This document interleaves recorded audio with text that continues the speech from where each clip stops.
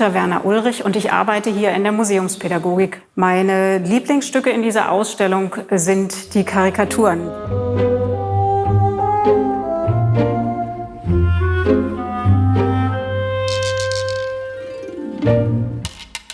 Es vergeht heute eigentlich kaum ein Tag, an dem mir nicht irgendein kleiner Cartoon oder auch eine Karikatur ein Lächeln ins Gesicht zaubert.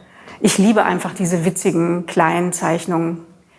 Großbritannien hat ja eine lange Tradition, was die Pressefreiheit angeht. Schon 1695 hat man dort die Zensur weitestgehend abgeschafft. Die Kritiker trauten sich natürlich zuerst noch nicht an das britische Königshaus heran. Aber unter der Herrschaft von König George III. Und Königin Sophie Charlotte änderte sich das. Die Royal Family bekam dann ordentlich ihr Fett weg. Ja, und so verwundert es auch nicht, dass die Hochzeit im Jahr 1818 von Prinzessin Eliza mit Prinz Friedrich VI. Von Hessen-Homburg aus der deutschen ärmlichen Landgrafschaft Hessen-Homburg ein gefundenes Fressen für die Karikaturisten wurde.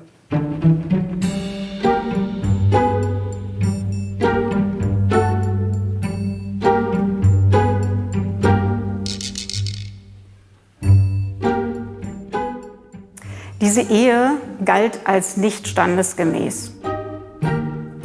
Man sieht zum Beispiel das frisch gebackene Ehepaar Walzer tanzend.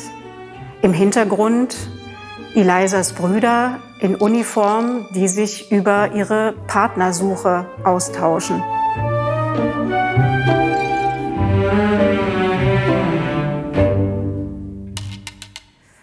Man machte sich lustig über den Prinzen, der sehr altbacken daherkam, Pfeife rauchend und immer von einer Tabakwolke umgeben sein sollte. Anspielungen auf eine Hochzeit aus rein finanziellen Gründen finden sich in fast allen Bildern wieder, genauso wie Anspielungen auf sein schlechtes Englisch. Aber auch Eliza bekam ordentlich ihr Fett weg. Zum einen dichtete man Prince of Homburg gern um in Prince of Humbug. Zum anderen stellte man Eliza in den meisten Zeichnungen extrem übergewichtig, mit weit ausgeschnittenen Kleidern und freizügig dar. Eine Anspielung auf die Gerüchte, sie sollte etliche Liebschaften gehabt haben und auch uneheliche Kinder.